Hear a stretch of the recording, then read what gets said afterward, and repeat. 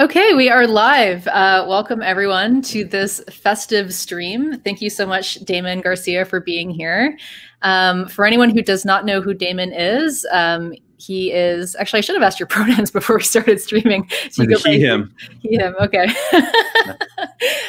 He is a YouTuber and a streamer on YouTube and Twitch. And he's just a rad leftist comrade who does liberation theology. And you should all go check out his channel. It is linked in the description box below. So please do go check that out and follow him on Twitter. So Damon, welcome to the stream. I'm so excited to have this conversation. Thank you. Me too. All right. So I guess we should start with, maybe you could let people know about your spiritual and political journey. I know from watching some of your videos that you are an ex-evangelical. So maybe talk about how and why you got out of that and more towards liberation theology and a place where your spirituality was more political. Yeah. And also, I want to say before we start off that I think sometimes people may be a bit confused seeing like a Christian in leftist spaces, and also like wonder, am I just trying to like evangelize people and get them to become Christian? I'm not, but I feel like what I'm trying to do when I'm in like explicitly non-religious leftist spaces is to help give people permission to explore religion and spirituality if that's what they want to do. And there's a lot of people who grew up around this stuff and are interested in talking about religion and spirituality in a more healthy and responsible way. And yet we're surrounded by leftists who say it's impossible to be leftist and religious, and we're surrounded by religious people saying it's impossible to be leftist and religious. And so people at times feel like they need someone to say, no, it's totally possible, you can explore. And so that's what I'm here for, to just hand out all kinds of permission slips to people and say, you can explore, it's okay. And so, and also I want to say, like, I relate to wanting to explore something new and different than what I grew up with, because I grew up in an evangelical church and a Pentecostal church, because my parents started going to church when I was 2 because they were looking for something that can help them get their lives on track. They're drug addicts and alcoholics and getting into trouble in different ways. And my mom's sister was going to church, so they started going to church. And I grew up in that environment of my parents learning how to be Christian. So there's a lot of fundamentalism in the household because the old church lady said that don't let your kid watch this or read that or do any of this.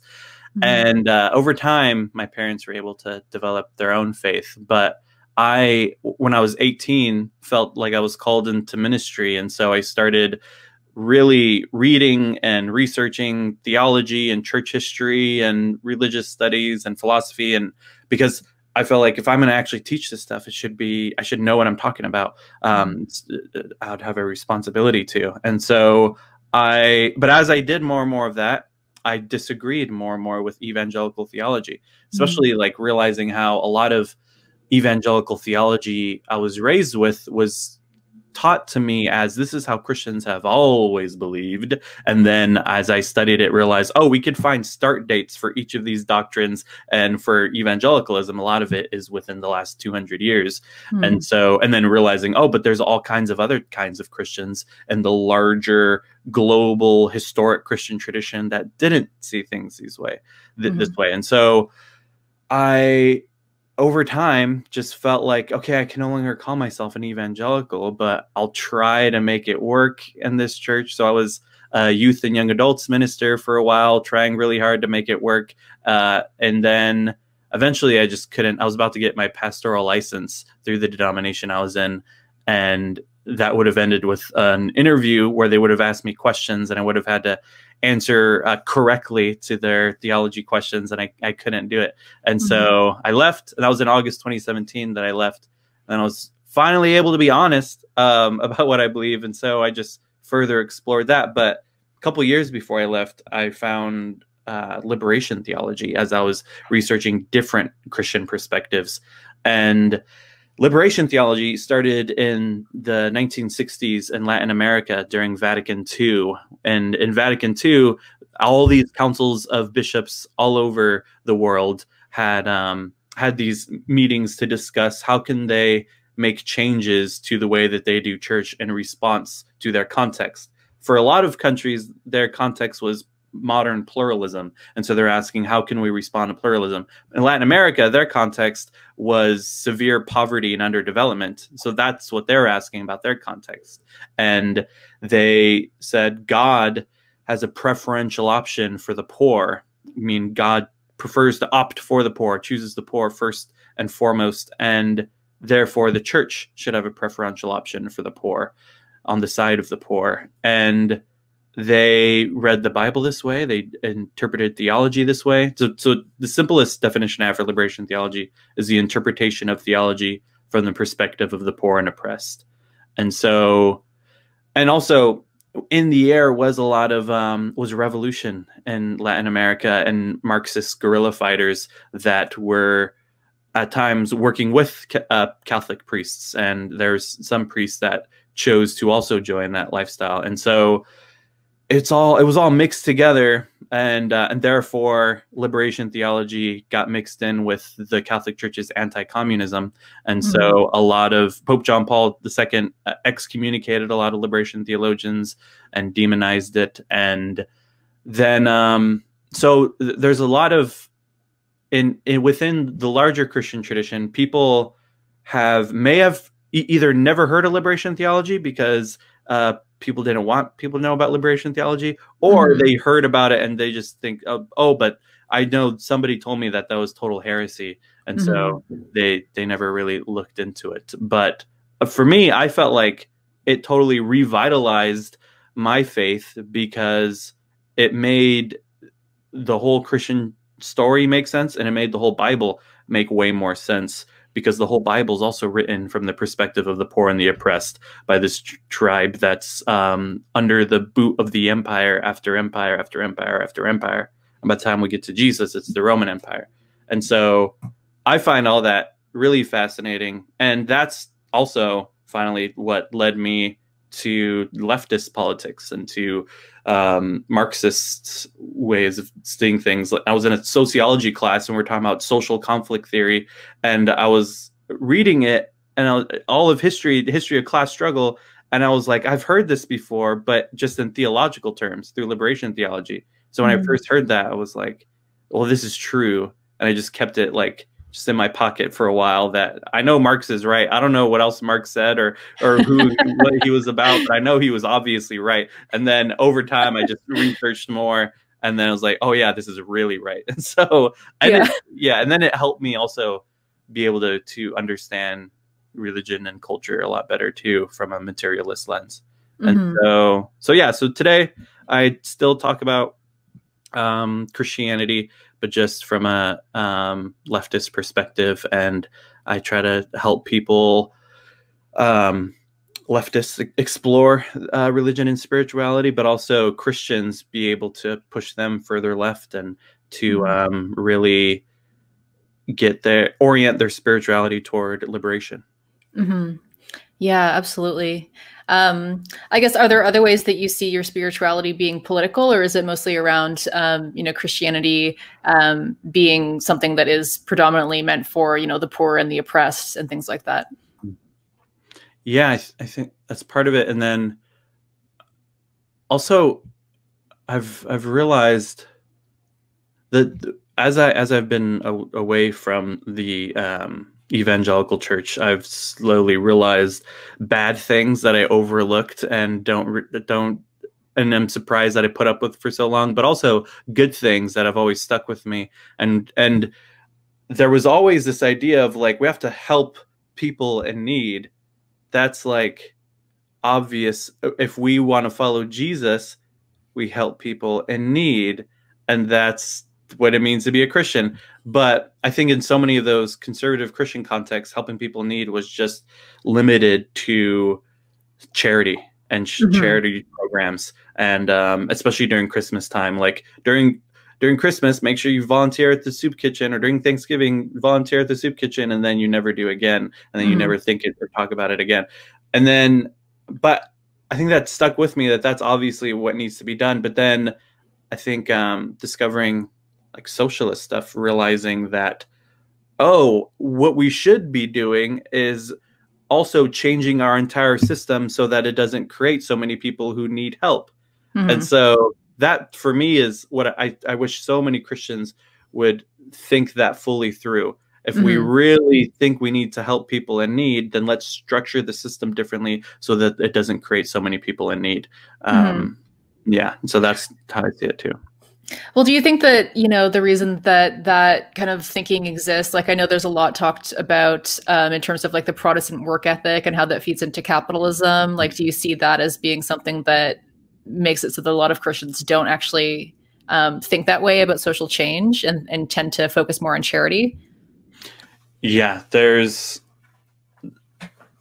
awful. The whole like Protestant work ethic, which comes from a Calvinist, specifically Calvinist theological view, which says God has chosen his people to be saved, who are destined for heaven, and everyone else who didn't get chosen is destined for hell. And both groups, it doesn't matter the choices they make. That is God's sovereign choice that he made unconditionally. And that, and then with that idea, with Protestants, yeah, a lot of Protestants are trying to think, how do we know that we're one of those chosen few? Maybe there's signs in our real life that could point us to a clue if we're one of the chosen few or not. And eventually wealth became one of those signs that if someone is able to become wealthy, it must be because they're one of the chosen few. And if they're not able to get wealthy, it must be a sign that they're not. And so that legitimized that wealth divide, that, well, that's just how God chose and we can't argue with it. But then I think we see a shift with this neoliberal era with the prosperity gospel, like with neoliberalism, this idea that actually we've gotten rid of the issue of the class divide, because now anyone could cross over. You just have to work hard enough to cross that class divide. And prosperity gospel stuff says you just have to pray enough and have enough faith if you want to become rich. Okay. And so I think what we do see throughout time is the church will reflect society's values. And so large parts of the church will just find ways to theologically legitimize the status quo. And that's just the nature of the church. But at the same time, there are plenty of people within churches who fight against that and feel like if we're to follow Jesus, that means to fight against the status quo. But of course, we have to be honest about the large institutional church that just reflects the values of the status quo. Yeah, and I think that happens with, like, you know, spirituality, like all kinds of different faiths and spirituality, because like I've been into like Buddhist philosophy since I was like a teenager. Now that's like a huge cliche, because, you know, the amount of white women who just appropriate Buddhist philosophy in such a, you know, negative way. But I really got into studying it in my teens and things like that, and it really resonated with me. And, you know, I have a spiritual practice. I have a daily spiritual practice, and it's kind of like my own, right? But even with, you know, those kinds of ideas, people have also appropriated that and then made that reflect the broader capitalist society, like kind of like The Secret and things like that. Just thinking that, like, if you can manifest, you know, you're just not manifesting it properly if you're you know, poor or oppressed or anything like that. So yeah, I think that happens a lot. So I just want to note. Oh, sorry. I would say definitely. Yeah. So I just want to note that Sam has asked a question here.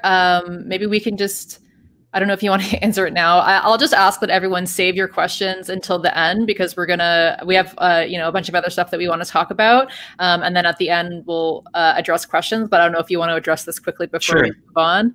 So thoughts on Loafer calling Rev Warnock a radical liberal during the GA Senate race this week? Yeah, hi, Sam. I don't know much about Reverend Warnock, but a clip went viral of him saying that we cannot serve two masters. We cannot serve God and the military, which was just a rephrasing of Jesus saying you can't serve two masters. You can't serve God and money. And a bunch of conservative Christians freaked out and says, what? I can't believe a Christian is saying this. And then all kinds of other Christians were like, do you not realize he's literally quoting Jesus when he says that? And so, yeah, the woman he was running against, like, was saying that he's just a radical liberal for saying that kind of stuff.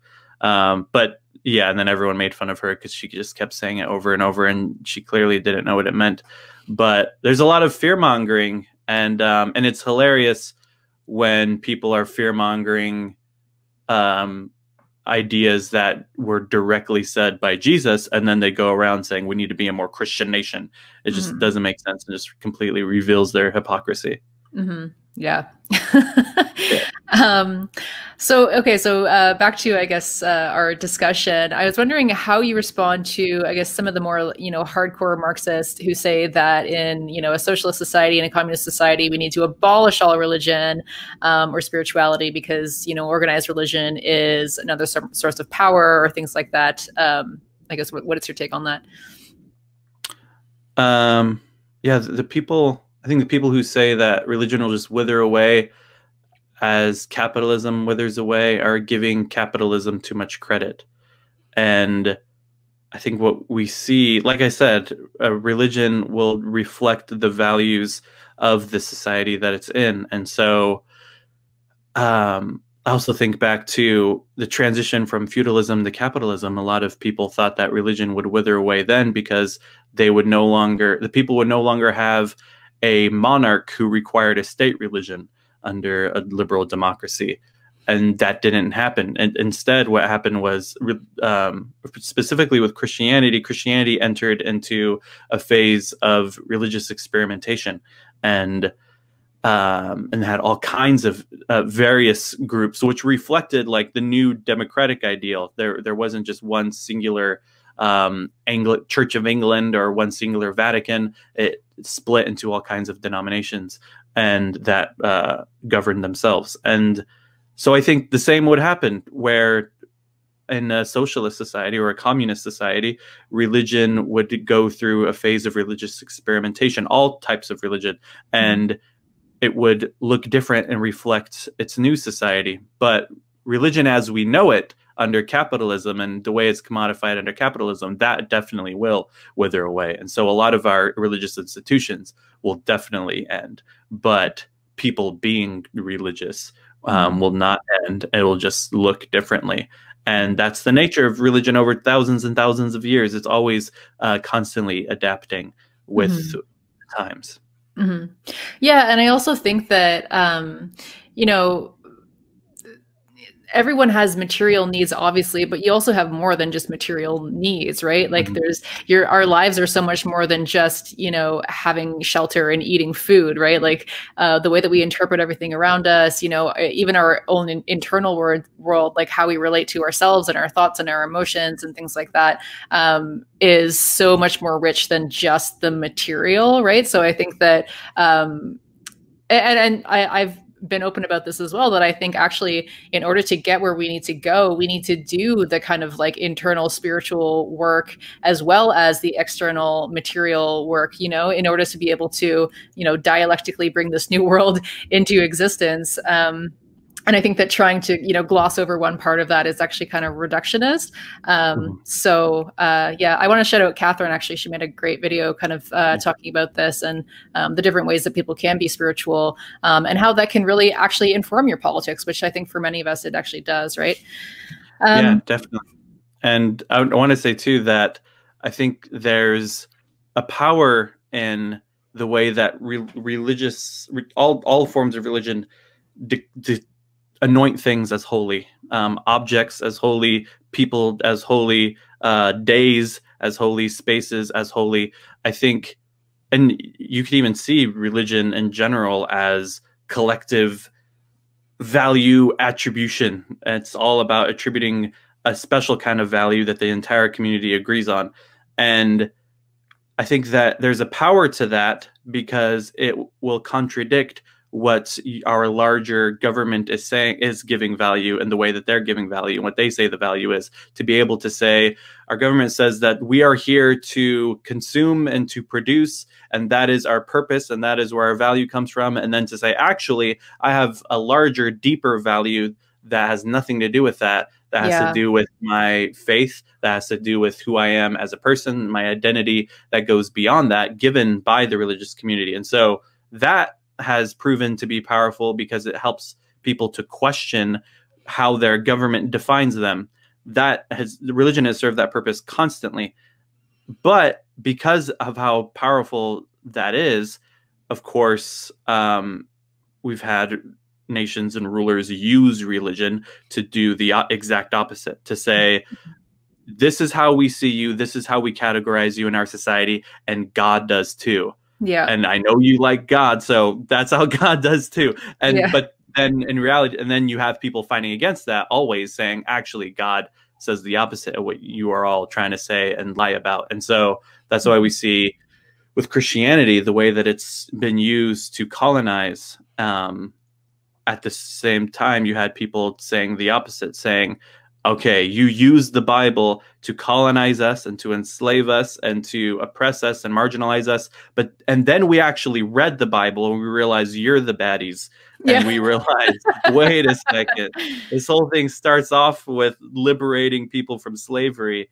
This isn't slavery, therefore makes no sense. And so we see that constantly. And that's what I'm inspired by, the theological developments that have developed by the colonized in order to inspire and empower their struggle for freedom. And I completely reject the theological developments developed by the colonizers in order to justify colonization. And for me, theological education is learning how to sift through those different theological developments, because if you go to any seminary, theological school, Bible college, all those theological developments are just all meshed together, and we have to learn how to separate them. Yeah, that's so interesting. So I guess moving to Christmas, Yes. Christmas today is obviously, a consumerist hellscape.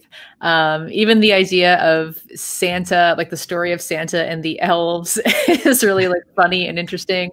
And, today seems really disconnected from the idea of the birth of Jesus.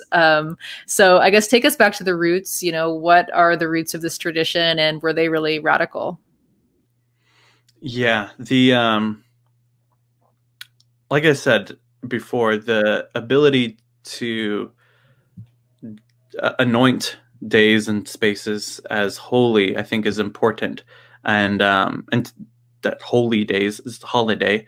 To have holidays is important. To be able to have days where we step out of the way that our society schedules our life for us in order to continue to grow its economy, to be able to say, no, this day we do not work. This day is a holy day, and we're going to celebrate it as such, where we remind ourselves of our value outside of what our economic system applies to us. And so I think in general, all holy days are important to be able to do that. Unfortunately, what we've seen again and again, though, is through the industrialization of capitalism, losing our holidays constantly. Nobody gets holidays off anymore, or it's at least very rare. And because of that, Christmas, the way it's celebrated, has changed over time. Like you look at the Middle Ages, Christmas would be like a whole week of getting drunk with your family and friends. Today, you can't afford to take a week off to get drunk with your family and friends, and it sucks. It is awful. And even in England, people talk about how the way that Charles Dickens revitalized the Christmas spirit. The reason he even had to was because of industrialization, where people weren't able to take time off to celebrate Christmas anymore, and so he kind of gave it more of and especially where it was like, okay, if we can't afford to do a whole week or a whole couple of days of celebration, then I guess we won't celebrate Christmas this year. And then Charles Dickens says, well, it's more of a feeling. It's more of like how you feel inside, and it's like all nice and wholesome, and then in the United States, the Puritans made it illegal to celebrate Christmas for a good while, because they related it with like the degenerate Dutch. But then over time, they were able to develop this idea that Christmas is a nice, quiet, gentle, domesticated holiday was spent indoors with your family, and they were able to bring it back through that. And so with this idea that you don't need time off to celebrate Christmas as hard as you can, it just needs to be a nice little feeling. And no matter, even if you're feeling angry and sad and frustrated with your life right now, stuff all that down and just be happy at Christmas time and spend that time with your family. And also don't bring up the things you're frustrated about with your family, because this is Christmas. Don't ruin Christmas by telling your family what you are concerned about. Just be happy. And so I think that's why Christmas is so hard for us, because when it's all about just suppressing how we really feel in order to put on this happy act. And I think a lot of that is because of we no longer know how to actually celebrate things anymore. And it always has to be just feelings instead of actually getting into the celebration. And when we do have time to and space to actually celebrate things, then our feelings about the holiday don't even matter. When you could just say, like, I think we've all experienced that, where it's like, I don't feel this holiday this year, or I don't feel like celebrating this year. I don't feel with any holiday. And then you do it, you do the rituals, suddenly the feelings come. But I think in our society today, it's like, no, we have to have the feelings, even whether you actually celebrate or not. Yeah, for sure. So I guess looking back at the roots, right? So people are kind of mentioning in the chat that originally it started out as like a pagan tradition that was, I guess, I'm pretty ignorant on this, so maybe you can speak on it. It's not clear one way or the other. It's all mixed together.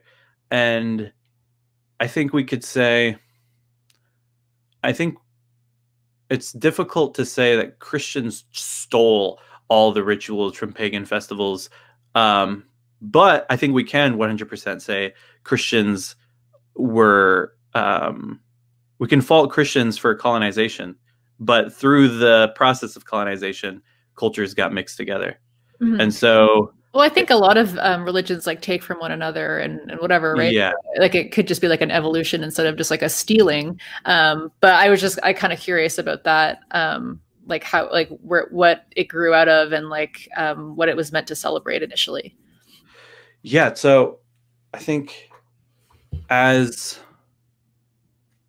well, I'll say first, as Christianity spread, there was, I think, different ways of trying to understand how to celebrate these days when other people are celebrating different days around us. And so there was cases where, yes, traditions were mixed together in a more beautiful way. Like with Celtic Christians, there was a lot of, oh, you celebrate solstice on this day with the light coming in after a time period where it's the darkest. We also celebrate our own light of the world coming in through the midst of darkness.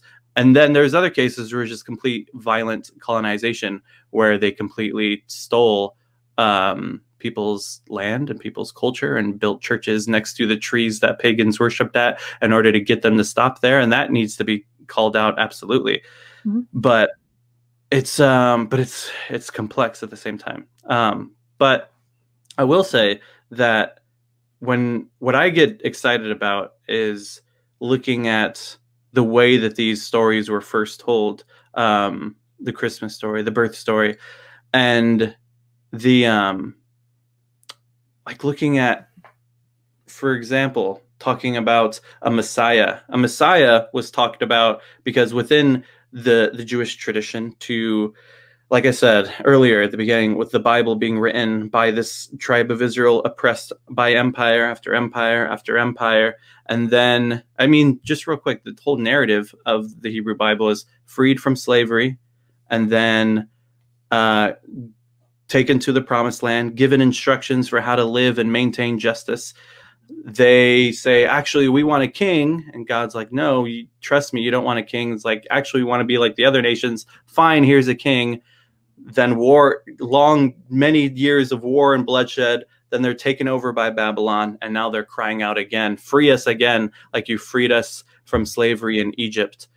And those are the source of what people would call the messianic prophecies, is crying out again to be freed from whatever empire is in power. And so we get to the Roman Empire, and people are looking for a Messiah to do just that, to take Caesar off the throne and reestablish the kingdom of God. And So a lot of people said that they were the Messiah during that time. A lot of people were saying that that's what they're there to do. Jesus was one of many.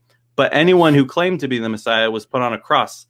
And a cross was a Roman execution, public on a hill, so that people would know what happens when you stand up to the powers that be. Because to be talking about a kingdom of God, you're talking about ushering out the kingdom of Caesar.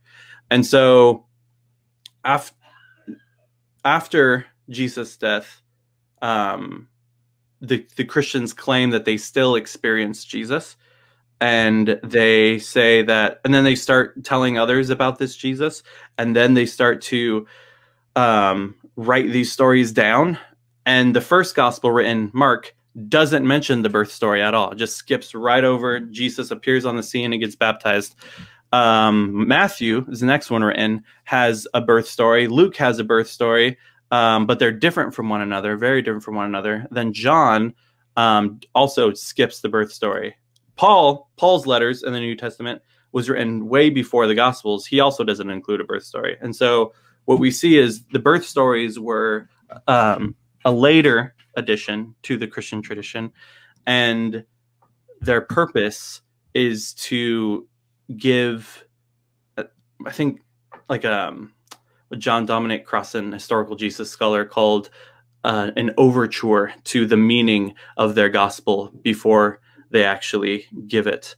And everything that they're writing, with all the details, the places they're saying, is giving this anti-empire message by saying Jesus during the era of King Herod, the king of the Jews, and then they say Jesus is the king of the Jews, because Herod was called king of the Jews because he was put over the region of Judea.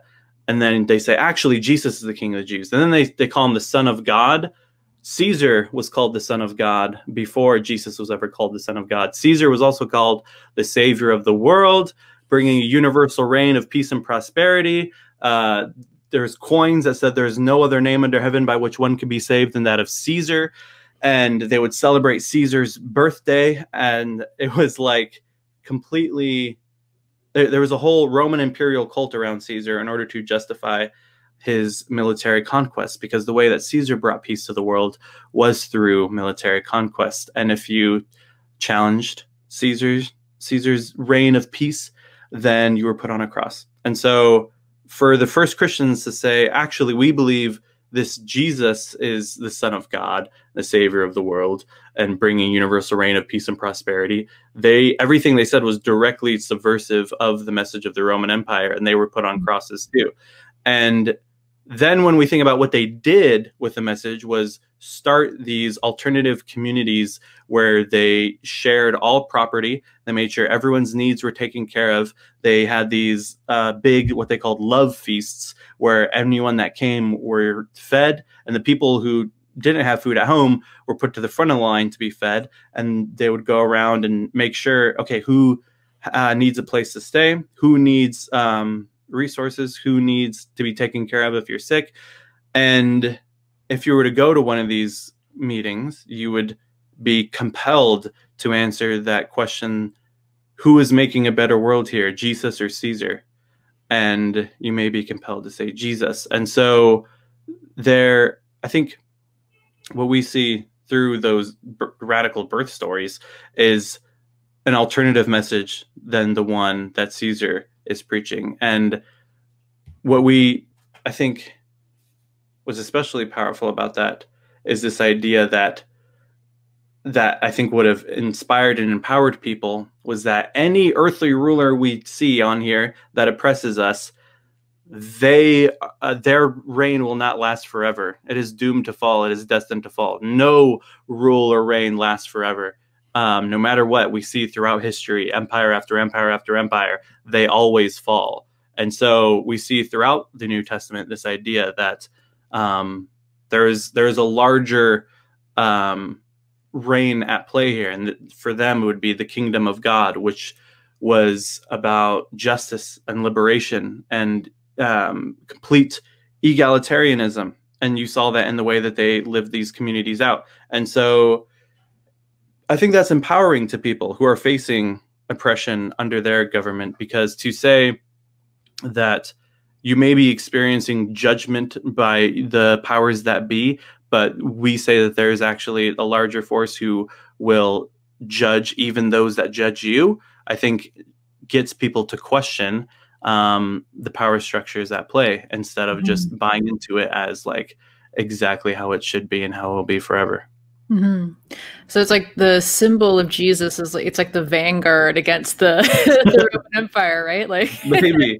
it's the vanguard against imperialism or whatever. So yeah, it becomes even more, you know, pernicious than when Christianity is, as you said, used in like colonizing missions around the world, right? Or in kind of like, I guess like, you know, Trump's America, where it's like religion can be used in the service of imperialism when it began as like an anti-imperialist project, right?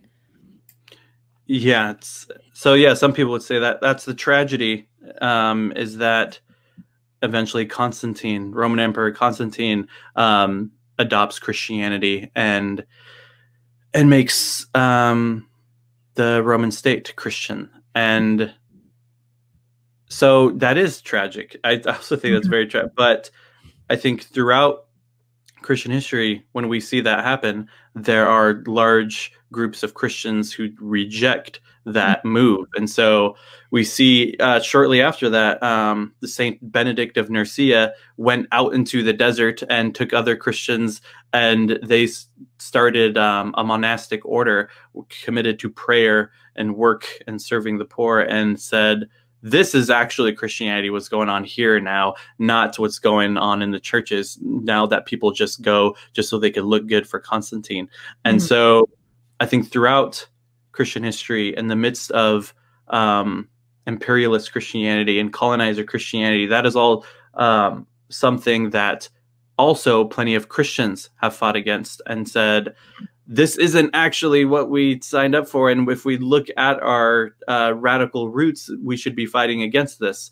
And so I affirm that the radical stream throughout Christianity that has, alongside others, fought against imperialist colonizer Christendom. But in our case, it's fighting in the name of this radical roots of Jesus. And so yeah, and so today it's like a lot of my work is combating right-wing Christianity and Christian nationalism, and Christofascism. And so, but for me, I feel like inspired by the life and teachings of Jesus when I do that. And so, and then also plenty of radical Christians throughout history. And there's a lot of people that see it that way too. There's a whole lot of people out there who were drawn to leftist politics through Christianity. And so I think, yeah, we have to definitely be aware of that. Yeah, for sure. It sounds almost like Constantine or like the ruling class, like it was a strategic move to kind of take over that movement, to like diffuse revolutionary energy and incorporate that into like their project, right? Yeah, I think so. And like I said, it's religion in general is powerful. And so when the ruling class can use it, they will in any way that they can. Yeah. Yeah. I mean, like, yeah, bringing this back to like Buddhism and other things that also happens in like Burma and whatnot, where the ruling class just completely appropriates it and diffuses the revolutionary potential that it could have to undermine actually the systems that are in place to like rule and oppress people. So yeah, it's definitely something that we always have to fight against and something that they will always try to do. Right. King John, I don't know how to pronounce this. Thank you for the question. I'm just going to repeat again that if people could save questions until the end, we'll definitely just open it up and have more of a broad discussion with everybody. But maybe we'll just address this now because otherwise I'll forget about it.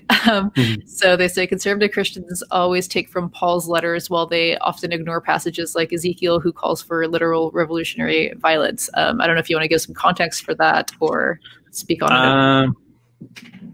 I'm not sure which part of Ezekiel, but I could definitely imagine Ezekiel saying that. I just some of the parts from Ezekiel I do remember, but yeah, there's. I think it's more responsible to see the Bible as a library, more than like a constitution. There's all kinds of different perspectives in the Bible that contradict one another, that is written over thousands of years from different people and different places, different times. And so there you will see some of that revolutionary message in there, and then you'll see messages that actually, no, don't resist against the government, and then you'll see someone saying, so there's all kinds of contradictory messages. And that's the curators of these texts knew that. I think it's a mistake to say it's like we found them. For this guy on this atheist forum was the first guy to notice contradictions. The people who put it together knew the contradictions were there. And the purpose was because when you approach a sacred text, you're supposed to wrestle with it. You're supposed to read all the perspectives and then join in conversation with people who have different interpretations of all of these contradicting perspectives, and then keep the debate and the struggle going. And so I wish more people approach the Bible that way, not as just like a history book, science book, constitution book, but we're able to actually engage with some of these ideas, allow them to provoke us and challenge us, let go of what we need to let go of, and open up to what we may need to open up to. And so, yeah, that I think there's people, and then of course there's people who already do that, who already accept some parts and reject the others. But I think there's a way to do that that I think is more faithful to the purpose of sacred texts initially. Mm-hmm. Yeah, I kind of think about it. I don't know if this is, maybe you can share your thoughts on this, but it's kind of like the idea of like the Constitution, right? Where it's like these things should be actually like living, breathing documents that are dynamic and adaptive, and, you know, able to be interpreted or like have room to grow and change with society around it. But they're often viewed as kind of these like static documents that we should just read extremely literally. And then, but then of course, like everyone who reads it, quote unquote, literally is going to pick out whatever they want to pick out to serve their own ends. Right. So. Yeah. And I think we have to realize like how modern biblical literalism actually is, and also biblical inerrancy, that there can be no errors in the Bible. That is a result of Christians responding to modernism and Enlightenment thinking, because with Enlightenment thinking came a new way of looking at and understanding the concept of truth. Truth was about what we can rationally prove through a scientific method and evidence-based, and that moved the goalposts for how people talked about truth before that. But there's other kinds of truth. There's truth that is true because we experience it. Larger truth, like there are, I think now the way we tell stories, we either understand it as fact or fiction, and that's it. Those are the only two categories for stories. Did this really happen? Is this based on a true story, or is this end with all of the characters depicted are fictitious and any similarity is coincidental or whatever? And yet, when we look at sacred texts and sacred stories and mythology, we see a different kind of way of telling stories, which was telling stories that didn't like literally exactly happen, but it's true because it happens. It's revealing a truth that we all experience in our lives. It's not trying to uncover historical facts. And so that is the way that all ancient sacred texts are written, and that is the way that biblical stories are written. And so when we get to the modernist project of demythologizing the Bible, there's secular scholars who are saying, okay, now that we know what we know through scientific evidence, we can say that this part didn't happen, this part didn't happen, this part didn't happen. And some people were going the direction of, so that means they're all liars. But there are also Christian theologians who are doing the same work. Like Rudolf Bultmann is a big Christian theologian who did demythologizing work, who said, okay, yeah, we know this probably didn't happen, this probably didn't. But then that means that they were trying to give us a deeper message than just recording what happened. And I think whenever we come across a sacred text and we read something that there's no way that could have scientifically happened, that means that it's trying to tell us something even deeper than what we're seeing on the surface. And so many Protestants in the Western world were noticing that as people started to notice contradictions in the Bible, that they were losing power. And so they said, okay, let's get together and talk about some fundamentals that all of us Protestant Christians can agree on. And one of those is that the Bible is literally true the same way that the scientists say things are true. That's how we'll win this culture war. And that was the birth of fundamentalism, and said, which was all for the purpose of winning the culture war against modernism. And so a lot of people who grew up Christian have realized, oh wait, there are actually like more responsible ways to read ancient sacred texts, and this modern way that as like just reading it as like a textbook is very new and very weird and totally just makes the Bible not make any sense. Yeah, Labor Carl says, truth or truths don't exist in vacuums, but alongside other points of belief and thought, text doesn't make exceptions for that. And I thought that was wonderful. Hey, Labor Carl. Hey, Labor Kyle. Yeah, I think that's really, really well said. Yeah, I mean, this idea of truth in general, right? Like, I always found it really interesting, kind of the debate between science and religion, right?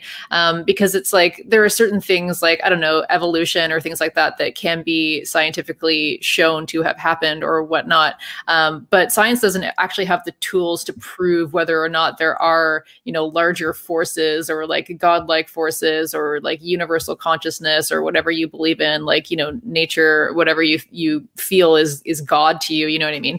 Like, science is able to ask very specific questions based on the tools that science has, like the analytical tools, the tools of discovery, things like that. And so it's like, there's just so many things that, when I grew up, even though I didn't grow up religious, or like my family like didn't have that, but I still, when people would make these claims of like, oh, evolution happened, that means there's no God. I was just like, but there could be both, right? Like, there's no, like, you're saying that there is no God because science hasn't proved it, but science can't prove it. You know what I mean? So it's like just these ideas of objective truths.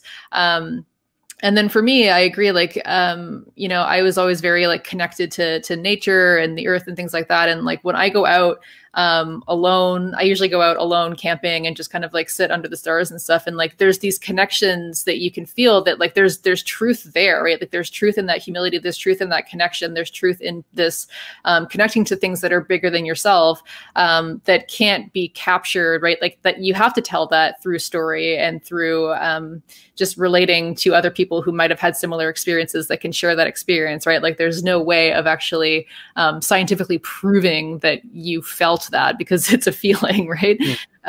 So I don't know what you think about that, but yeah, there's different forms of knowledge. I think sometimes talking about trying to, there's things that we need to scientifically understand and that religion doesn't fit into, and same with the other way around. And I think there are plenty of people who have been able to reconcile that. And for me, when science says something is true, which disproves a tenet of religion, then science is right. And I think that just means that there are other ways to view things. And so it's and I think for a long time that wasn't as big of a debate. And you had Georges Lemaitre, a Belgian priest, come up with the Big Bang Theory, and it was just like, hey, look what God did. This is cool. But that didn't stop him from being able to be honest about the science. That was just what he thought was the source of the science, but that didn't, I think, inhibit his scientific investigation. And like I said, the whole culture war by fundamentalists who felt the need to combat modernist education, I think, is the source for that big science versus religion debate, where they said, no way, what Darwin said, evolution said, what these teachers are saying, there's no way. They have their education, we have our education, instead of being able to stretch and see that things are way more complex than that, and to be able to be honest about the amazing findings we've been able to discover through modern science. King John again says, for example, people like Karl Popper took literally Plato's Republic, has advocating a totalitarianism when it's an exercise of metaphysics. I'm not sure exactly. Yeah, I'm not sure. Okay, so I've heard you talk about this before about, well, I think I've heard you say that there's like a historical context to the roots of Christmas that are radical and also social. I just wanted to ask whether you feel like you've covered both of those things, or is there more to say about kind of the radical roots of Christmas as a tradition? Yes, I feel like I mostly covered it, but just that when I think of like the meaning of Christmas, I think of the Magnificat hymn that Mary sings when she finds out she's pregnant in Luke 1, where she says, in her hymn of praise, she says that God has brought down the powerful from their thrones and lifted up the lowly, and sent the rich away empty, and filled the hungry with good things. That for me is like the meaning of Christmas, because she felt like the birth of her son was connected to that larger vision, that that her God wants to bring the powerful down from the thrones and lift up the lowly, and therefore I think we should take that, all people who are Christian and celebrate Christian Christmas should take that and say, therefore, I think any movement that supports the bringing down the powerful and lifting up the lowly, we should be behind and supportive of, and not fight against it just because it's not Christian or just because non-Christians are leading it. I think a lot of Christians need to get over that and be willing to work with others who are committed to that larger vision of the lowly being lifted and the powerful brought down from their thrones. Also need to realize that that's like part of the radical roots of Christianity. And so, yeah, that's what I want to see more of. Mm-hmm. So how do we get here? Like just capitalism, basically, in terms of like where we are now with Christmas? Yeah, I think there's like the co-opting of, I think, initial radical Christian messages in order to keep people online. Like I said, it's easy to say, trust us, everyone. The way we categorize you and the things we tell you to do, God told us to categorize you that way and to tell you what to do, and God ordained this government. I think that over time has really made it hard for anyone to engage with any sort of religion because of how pervasive that kind of religion is. And but I think, like I said, it's that's not the only kind of religion. I think it's a mistake to look at that and say, therefore, my religious friends can't, or my leftist friends can't be religious, or my religious friends are inherently against me. I think what we need to do is try to get them to see the radical roots of their faith and get them to resist against, I think, capitalism and imperialism and the police state. I think we could find within the Christian tradition plenty of people who were inspired by their faith to fight for justice. And so I think that's what I'm trying to get people to do. But yeah, like I said, capitalism will co-opt anything. And so capitalism has co-opted religion in a lot of ways. And so with the destruction of capitalism, a whole lot of ways of doing Christianity in particular, especially because of how pervasive Christian nationalism is. Yes, a lot of Christianity and the institutional church will die because it needs to. And but it won't just go away. Mm-hmm. So some people in the chat are kind of like pushing back a bit.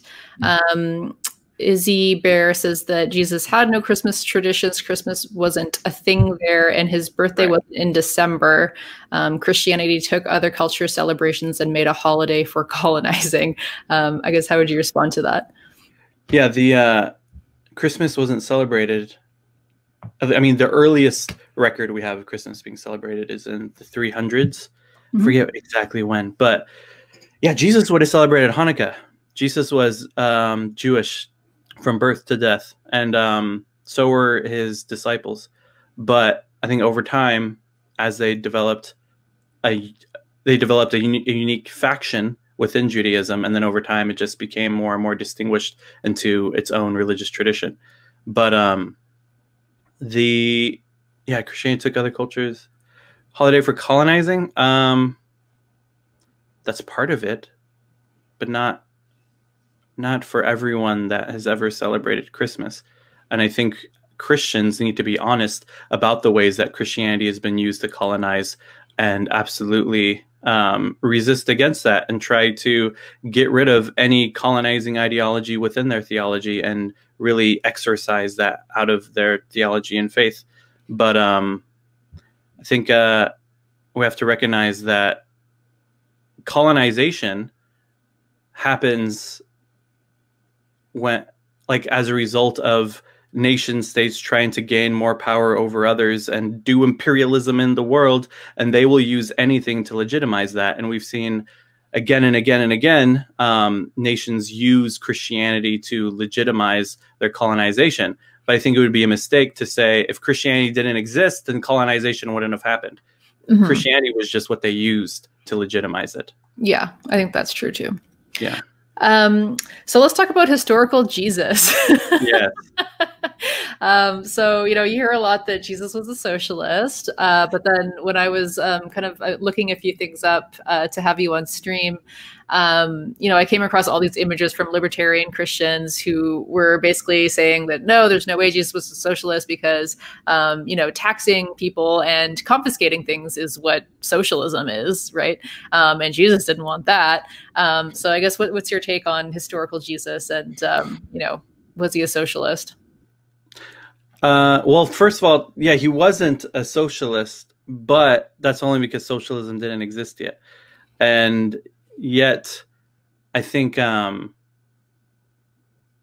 am excited that abolition has become such a central theme within the way that people are talking about politics these days, especially leftist politics, because I feel like abolition is an easy thing to point at to try to describe the politics of Jesus, and also the politics of several Jews during the time of Jesus that Jesus was obviously influenced by, and which was, like I said, within the Magnificat prayer, that if you were to ask Mary or Jesus or any Jew at the time, what would you change about the government if you were able to change anything about this Roman government? They would say something like what Mary said, that the powerful are brought down from their thrones and the lowly are lifted and the rich are sent away empty and the hungry are filled with good things.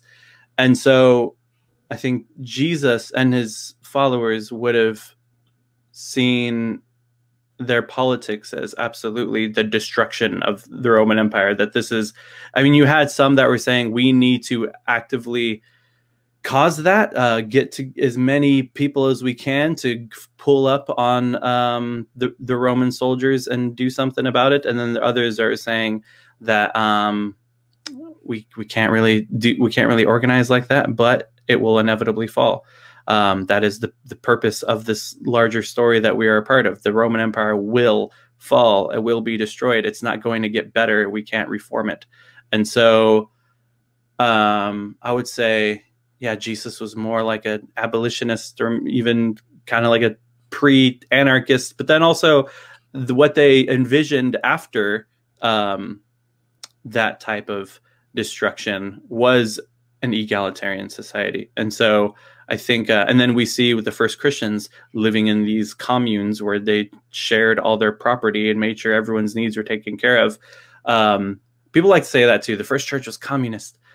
Rosa Luxemburg pointed out, and she has a great essay called Socialism in the Churches, where she points out that the thing that made it so that they weren't exactly communist is they shared all of the resources, but they didn't share the work. Mm. And so that's like the detail that makes it not exactly communist. But they did share all their resources.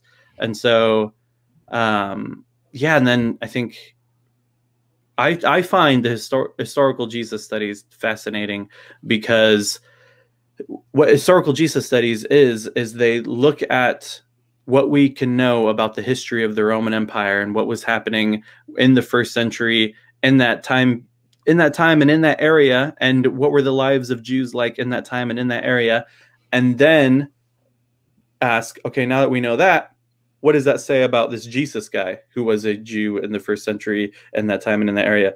And so what historians have been able to agree on is that Jesus was a Jewish guy who led some other Jews, and he said something about a kingdom of God. We could debate on what that even meant.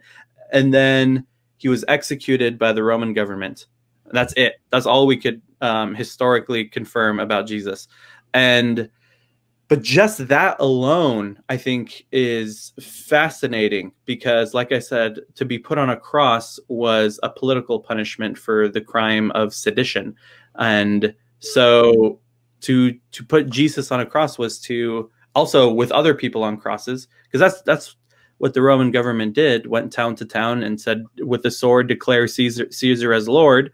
And if they said yes, then they were grafted into the Roman Empire. And if they said no, then everyone was put on crosses. And so for Jesus to be one of those people, I think, first off, shows that Jesus was part of that struggle of the poor and oppressed, and experienced the persecution that in the most deadly way. And so I think what makes Christianity different from the other messianic movements, the other groups of followers that were saying that their guy was the Messiah and then were killed on crosses. The difference was that after Jesus was killed on the cross, usually what would happen when a Messiah would be killed, their followers would go home and say, I guess we were wrong about who the Messiah was.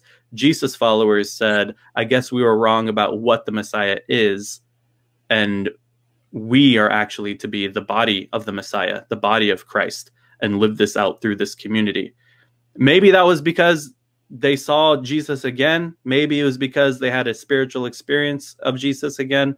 That, I think, is all matters of faith and not history. But it's I find that just extremely fascinating how this first century poor homeless Jew was able to make this big of a mark on history because of the experience that his followers had. Mm-hmm. Yeah, that's super interesting. Yeah, I didn't know like half of that. So this is just really interesting for me to learn all of this. I think that's kind of all the questions that I had. Do you have anything to add, or we can move into questions from the chat? Yeah, like I said the very beginning, I'll say again, I'm not here to make anybody Christian. I'm just here because I myself am a Christian. Liberation theology has really helped me in a lot of ways, and I'm a leftist, and I keep encountering people who grew up in kind of a conservative Christian environment, left, but we're passionate about the life and teachings of Jesus, and really felt like there was a better, more healthy and responsible way to talk about this stuff. Mm-hmm. And they were pushed out of their churches who were just Christian nationalists, and they were and then they were excited to be able to talk about this stuff. And there's plenty of Christian leftists who are talking about this stuff from their own tradition's perspective. And so I'm just here to give people permission to actually explore religion and spirituality on the left and not feel like it's off limits. That's all. Yeah, absolutely. Yeah. And, speaking to like the colonization aspect, like here in Ontario, there's a lot of Christian organizations like the Christian Peacemaking Team who are actually doing the most in terms of Indigenous solidarity. And they're really, trying to honor the fact that, their tradition was involved in this kind of, colonialism in Canada. But in a way that, like you said, like turns the faith into something that can work towards healing and reconciliation in a way that I think is really powerful and wonderful. So yeah, absolutely. I think people should definitely feel like they can explore, spirituality, religion, whatever they want, and still be considered a leftist, right? Like there's just so much good work that's being done that I think, that shouldn't be discounted. So yeah, I think that's really great. So maybe we'll move to some questions from the chat. So if anyone wants to jump in, I saw some questions before that maybe I'll try to find again. Oops, that's not what I want. Okay, here we go. My boomer family members are going off about the Satanic Church's invocation alongside the Pledge of Allegiance. Any suggestion on how I can calm them down? Well, it seems like, yeah, when Satanists do stuff like that, it's purely for the purpose of fighting for actual religious freedom, because usually when Americans talk about religious freedom, they just mean giving favor to Christianity, but that's not real religious freedom. And so the Satanists have done a great job at actually fighting for religious freedom in our country by doing stuff like that, or fighting for having statues of a Baphomet in front of government buildings too. And I think Christians should listen to that. And I think it's like, I think of Soren Kierkegaard, who said that, who's a Danish Christian philosopher, also the father of existentialism, would talk about how his mission was against Christendom, and he felt like Christianity is dead in the face of Christendom, and his mission was to reintroduce Christianity to Christendom. And so I feel similar. Like, when it comes to Christendom and Christian nationalism and Christian hegemony, I want to do what I can to fight against that as a Christian. And I think more Christians should be about that, instead of trying to make their nation Christian, or everybody Christian, or their laws Christian.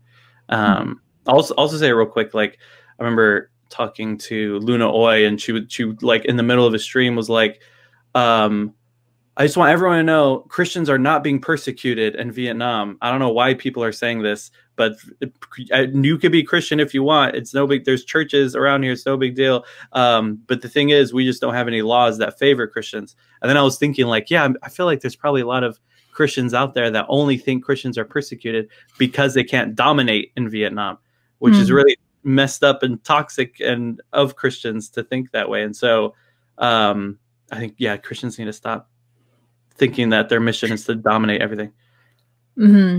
Yeah, so someone said, isn't Christianity inherently evangelical? If so, then is it even possible to practice Christianity without colonial elements? But I think you've largely spoken to that.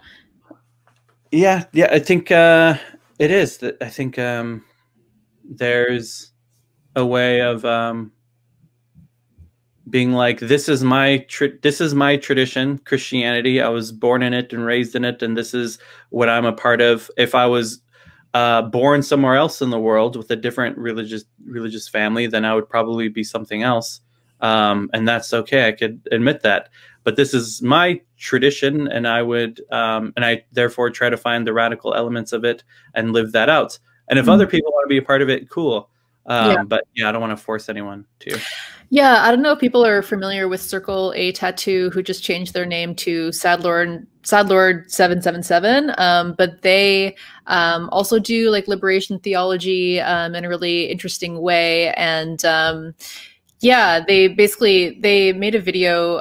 One was about sacredness, and that was really interesting.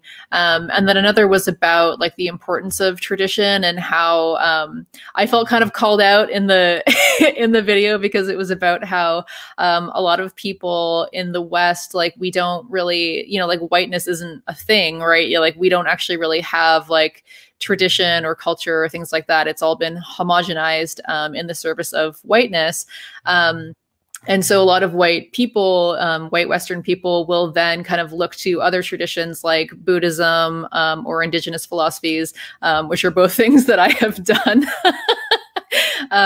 to have a tradition that speaks to them, or that makes sense to them. But that can actually be, incredibly colonizing, and that there is a lot of value in just like owning up to the tradition that you were born in, and to the tradition that you come from, and actually, like you said, like looking at the radical elements of it, and working to reclaim those, and to make your religion, your spirituality as aligned with your politics and your values as possible, right? I don't know what you think about that. Yeah, there's a lot of ways to approach this stuff. Religion, I think, is inherently adaptable and flexible, and like I said, it'll reflect the values of the culture you're in, and so that's good and bad. So it's like, therefore, it could be used to justify a lot of evil, but then also used to inspire a lot of good. Mm-hmm. Trev Ken says, Jesus, the mythical figure, was against extreme commodification, throwing money changers out of the temple, but not against non-parasitic trade, in my opinion. What does Damon think? Yeah, the Jesus of the temple is radical. So yeah, a lot of people who watch my stuff who are Christian and leftist love that scene of Jesus flipping tables and pouring coins out and freeing the animals out that they're selling, and that Jesus, yeah, is radical, and that's but I'm not sure what you mean about like that he's for non-parasitic trade. I don't see, like I said, I think it's easiest for me if we're using modern language, to modern political language, to put on Jesus. To me, abolitionist is like the easiest one I could point to for modern political language. And so I think Jesus was more about like really stopping any injustice he saw around him, but he didn't say much about like exactly what he wanted society to look at post the destruction of the Roman Empire. Mm-hmm. King John says, what are your thoughts on new atheism and hyper-secularism of Macron in France? I don't know much about Macron in France, but new atheism, and usually when people say that, we're referring to people like Richard Dawkins, Sam Harris, those guys like that. And I think it's very frustrating because it seems like a result of fundamentalist Christianity. That fundamentalist Christianity arose that said, we're going to win this culture war against modernism by saying we have our education and our media and our art, and the whole Bible is literal, and it's only our culture over. And then I think new atheists were just like the opposite side of that, which are just like, actually, like people have even said the only people that read the Bible literally are fundamentalists and new atheists. And when other people, the old atheists, are like, we know that the Bible has mythic elements and that it's meant to be read allegorically because that's how people wrote ancient and sacred texts. We know that. We have other things to criticize it for. And so, and then other kinds of Christians are like, yes, we know that it's supposed to be read this way. And so I think there's a lot of more old school atheists and other kinds of Christians who just are kind of back away as the fundamentalists and new atheists fight it out. And I feel like there are definitely legitimate criticisms of theism, but usually new atheism, I think, is just very much like angry and just trying to get rid of Christians and Muslims and whoever says anything about faith. It's just very, yeah, it's very weird and very. And then we've seen it also get mixed in with reactionary elements of culture was better before all this, but yeah, for sure. I think this is kind of interesting. Like, there's the idea that like a lot of people can pick and choose what they want to take from the Bible. How, like someone said, how is your Christianity more valid compared to conservative interpretations? I'm not sure that's, really phrased well, but I think it might be important to speak to. Yeah, definitely. So I try to look at, I think, just the larger narrative. And some people call this like narrative theology. But to me, it just feels like basic Bible reading, understanding the ways to read sacred texts, where we see the character of the evolution of this God talked about in the Bible. We see from the beginning, this God frees Israel from slavery in Egypt and gives them instructions to live justly, and they end up becoming their own nation with a king that you see with King Solomon building a temple to God that freed them from slavery using slaves. They totally lose the plot, and then they go into exile, cry out to God again, then we get to the New Testament, and we see Jesus pretty much trying to get people to remember their original calling, saying we're supposed to be a group that blesses all the other groups and that maintains justice and righteousness. And then he leaves, and then they start the church. And so for me, that's like the narrative of the Bible. And so for me, if that's like the main narrative of the Bible, then the verses that point to that we need to take more seriously. And then there's verses that I think are steeped within that cultural outlook of the time that I think is okay to kind of let go of, like plenty of things that, like, think of like don't eat shellfish. There's stuff I think a lot of it was like, it's dangerous when you're living in the desert to eat shellfish, so don't do that. Also, it's dangerous to do this, dangerous to do. Also, there was just cultural truths that were justified theologically, like Paul talking about like, women, submit to your husbands. And Paul only knew that type of household. There was no one around Paul that could have said, actually, you should be more egalitarian. And have you heard of feminism, Paul? There's no way he could have imagined anything outside of that hardcore patriarchal household. And so he brings that up as a way of saying, hey, in the same way that women are supposed to do what their husband says, we should try to follow Christ in the same way.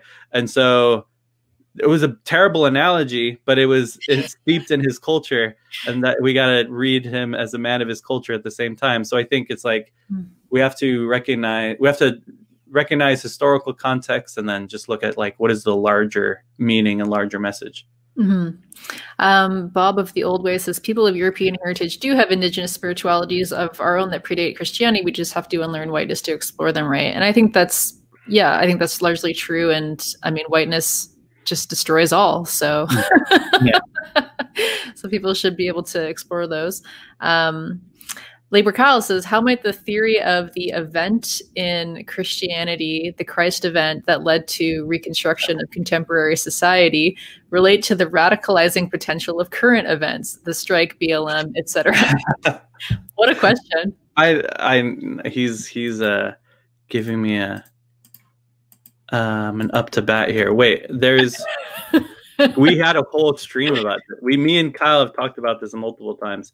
Wait, I want to actually link a stream that me and Kyle did together a long time ago, where we went very in depth about this. I'll link it in the chat, and I'll say that at the event, he's able to talk about the concept of the event way more, which was like the communist philosopher Alain Badiou talks a lot about the event, and a theologian I like named John Caputo talks about the event. But it's pretty much a moment of rupture, and that we are living our lives, and then we experience rupture that calls everything into question and opens up possibilities for something new.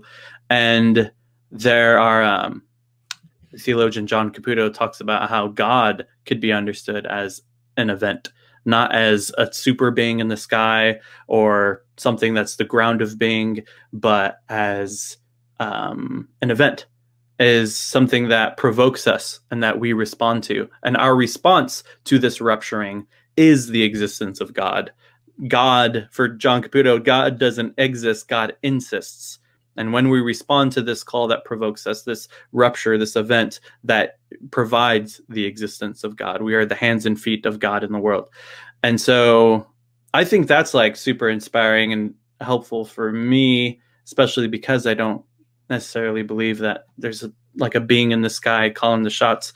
And so this is like a more helpful way of understanding things for me. But I think that event is also something that we all experience, moments of rupture that provoke us to live differently.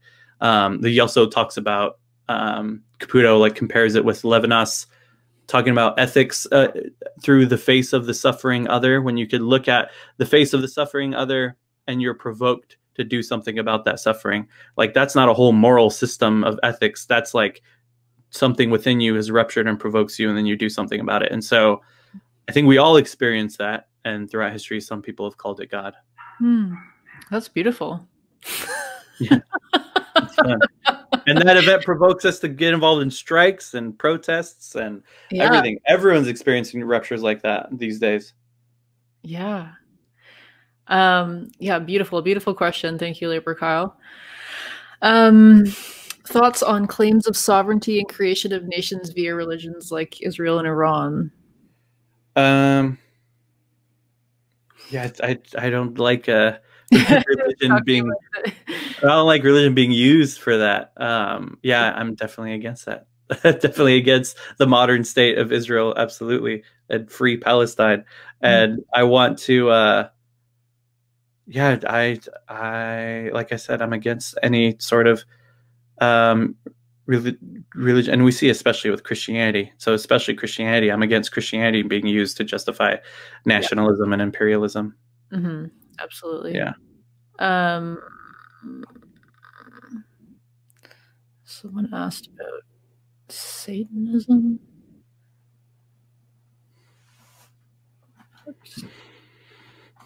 Yeah, I think someone says nations are bad ideas. But yeah, thank you so much. I think that was really a wonderful talk. I'm not sure people have any more questions. But yeah, thank you so much for coming on. I think this was really amazing. And I love the work that you're doing. I've been loving your Radical Advent series and just kind of learning from you about your journey and yeah, like how spirituality can be political for so many people, right? And really pushing back against, I think, the normative kind of conservative appropriation of Christian values and, you know, their use in things that are, you know, not savory. Yeah. So everyone go check out Damon Garcia if you are interested in learning more. Thanks for being here. Damon, do you want to just shout out where people can find you? Yeah, I'm on YouTube, youtube.com/Damon Garcia. The link should be in the description. I'm on Twitter and Twitch at whoisdamon. And yeah, I'm here to talk about all this stuff. And thank you for having me on. Yeah, awesome. Thanks, everybody. I will see you next time.